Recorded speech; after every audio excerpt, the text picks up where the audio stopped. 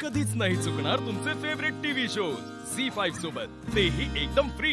आता तुम्ही मला सांगा, मी जी बोलते या योग्य आहे का योग्य आहे?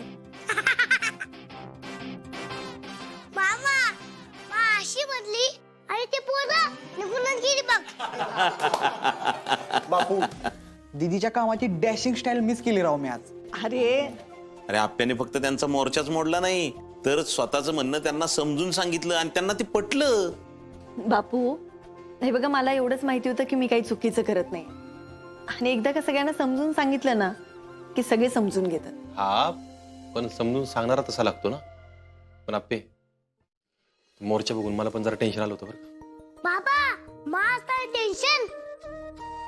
अरे हा हे खरंय, अमोलला ना अजिबात टेन्शन नव्हतं, तो एकदम निवांत होता। त्याचा त्याच्या मावर लय विश्वास आहे ना। नाही खरंच आप्पे, तुझ्यातलं नामुलच्यातलं हे नातं आहे ना, मला पहिल्या दिवसापासून लय भारी वाटतं बघ। म्हणजे अमोलला नात्यांची लवकर समज आली। हो, नात्यात विश्वास नसला तर त्याचे काय परिणाम होतात हे माहिती आहे मला।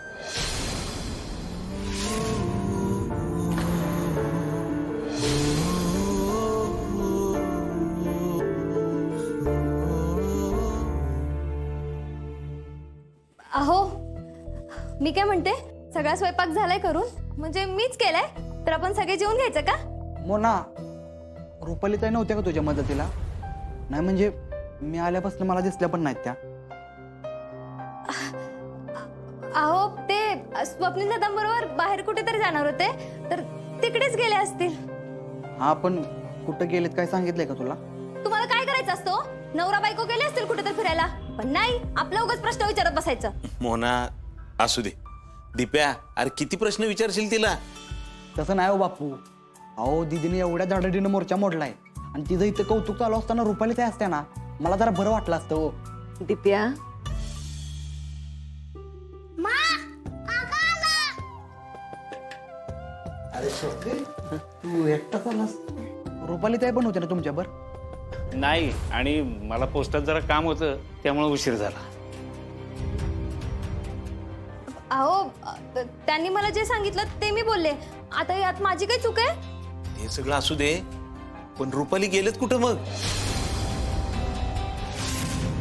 दादा वैदी तुला काय बोललं नाहीत का?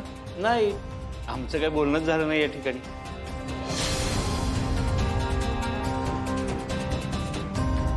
कुणालाही काही न सांगता ताई गेल्यात कुठे मग?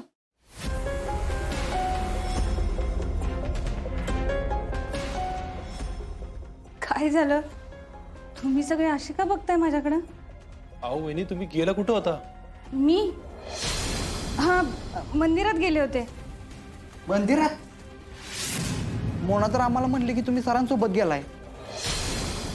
हा ते हा म्हणजे थोडं सामान आणायचं होतं ना, म्हणून जाणार होते, पण काय झालं ना, बाहेर पडले आणि मला अस्वस्थ वाटायला लागलं, म्हणून मग ह्यांना फोन न करता सरळ मंदिरात गेले।